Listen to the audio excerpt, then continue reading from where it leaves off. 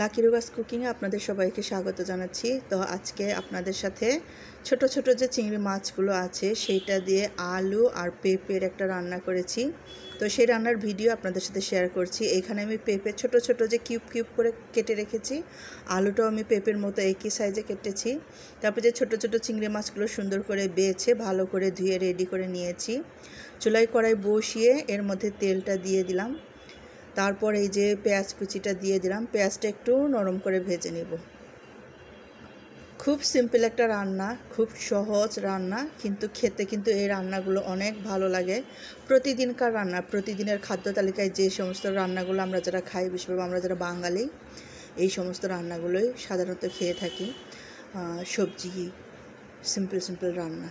তো এই যে পেঁয়াজটা একটু নরম করে ভেজে নেওয়ার পর এখানে আমি দিয়ে দিলাম আলুটা যে আমি কিউব কিউব করে কেটে ভালো করে ধুয়ে নিয়েছি। তো শুরুতে আলুটা দেওয়ার পর একটু কষিয়ে নিয়ে আমি পেঁপেটাও দিয়ে দিলাম। পেঁপেটাও একটু পেঁয়াজ তেলের সাথে একটু মিশিয়ে নিচ্ছি।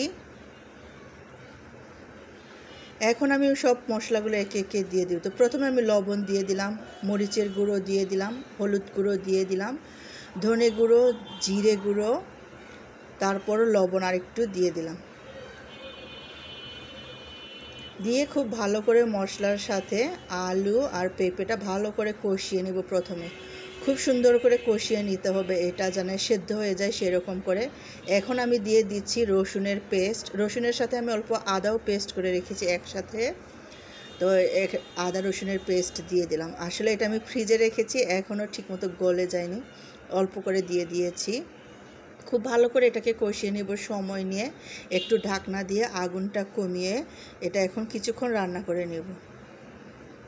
তো এই যে ঢাকনাটা দিয়ে দিলাম, বেশ কিছুক্ষণ ঢাকনা দিয়ে এটাকে আগুন কমিয়ে রান্না করেছি। মাঝে একবার নাড়াচাড়া করেছি, তারপর আবার ঢাকনা দিয়েছি। আবার এটা যে কষাতে আসছি, নিচে অল্প করে লেগে গেছে কিন্তু পুড়ে যায়নি।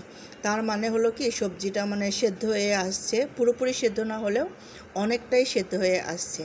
তো এইরকম করে সবজিটা এমনভাবে কষাতে হবে যেন কষাতে কষাতে সবজিগুলো পুরোটাই সেদ্ধ হয়ে যায়। পরে আমি চিংড়ি মাছটা দিয়ে দিব। চিংড়ি মাছটা হলে কি খুব তাড়াতাড়ি রান্না হয়ে যায়, এটা বেশি সময় লাগে না। আর চিংড়ি মাছটা ভাজি করতে চাই নাই, কষাতেও চাই নাই, তাহলে বেশি সময় নিয়ে রান্না করলে ওভারকুক হয়ে যাবে। আর ভাজি করলে যেটা হয় আমার মেয়ে শক্ত মনে করে। তো অল্প করে চিংড়ি মাছ দিয়ে দিলাম, সাথে কয়েকটা কাঁচামরিচও দিয়ে দিয়েছি। এখন এটাকে আবার একটু সময় নিয়ে খুব ভালো করে কষিয়ে নেব, চিংড়ি মাছের ফ্লেভারটা যেন পুরো সবজিতে সুন্দর করে মিশে যায়।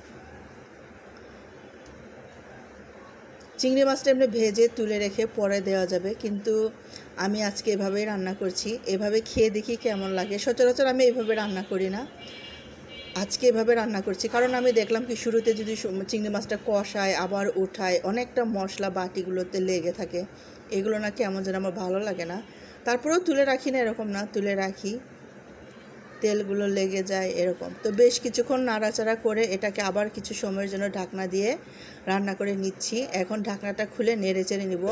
আরেকটা চুলায় আমি গরম পানি বসিয়েছি, একদম এখানে ফুটন্ত গরম পানি দিয়ে দিব, তাহলে রান্না করতে আমার খুব কম সময় লাগবে।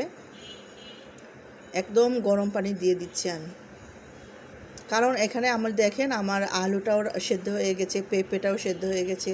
আর চিংড়ি মাছ তো বলেছি, চিংড়ি মাছ তো সবাই জানেন যারা রেগুলার রান্না করেন, বেশি সময় লাগে না সেদ্ধ হতে বা রান্না মানে খাবার উপযোগী হতে, খুব তাড়াতাড়ি রান্না হয়ে যায় চিংড়ি মাছটা।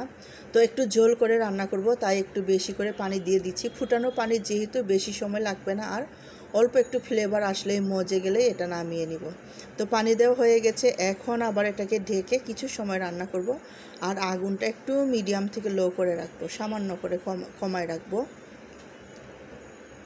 যে কোনো সবজি, মাছ, মাংস বলেন, ওভারকুকড হয়ে গেলে ভালো লাগে না। যখন জানতাম না তখন কিন্তু ভুলভাল অনেক রান্না করেছি। তো আমার সহজ সহজ রান্নাগুলো যারা নতুন রাঁধুনি ব্যাচেলর আছেন, নতুন নতুন রান্না করছেন, তাদের জন্য বেশি ভালো হবে। কারণ আমি একদম ইজিভাবে, একদম অল্প মশলা উপকরণ, কম উপকরণে রান্না করি সবসময়ই। তো এই যে দেখেন বেশ কিছুক্ষণ ঢাকনা দিয়েছি, তেলটা একদম উপরে উঠে আসছে এখানেও। তো এখন এটা কিন্তু নামানোর সময় হয়ে গেছে। এইটা ভাতের সাথে যেমন খেতে ভালো লাগবে, এটা কিন্তু রুটির সাথে খেতেও অনেক বেশি ভালো লাগবে। তো ঝোলটা যে যার পছন্দ মতো, ঝোল রাখতে চাইলে রাখবেন, না রাখতে চাইলে আরেকটু কমিয়ে নেবেন। তো আমি একটু ঝোল রাখি, আমার মেয়ের একটু ঝোল খায়, এই জন্য। তো আমার সাথে থাকার জন্য, আমার রান্নার পুরো ভিডিও দেখার জন্য সবাইকে ধন্যবাদ জানাচ্ছি। যারা লাইক কমেন্টস করে আমারকে উৎসাহ দিচ্ছেন সবাইকে ধন্যবাদ। যারা সাবস্ক্রাইব করেছেন, ফলো করেছেন সবাইকে অনেক ধন্যবাদ। একদম নামিয়ে নিব। পানিটাই যে দেখেন এরকম শুকিয়ে গেছে। যে কোনো রান্না চুলা থেকে নামানোর পর কিছুক্ষণ রেখে দিলে সুন্দর একটা কালার চলে আসছে। এটাও দেখবেন এই যে এরকম সুন্দর একটা কালার চলে আসছে। এটা খেতেও অনেক মজা হয়েছিল। যারা রান্না করে খাননি অবশ্যই এভাবে রান্না করে খাবেন।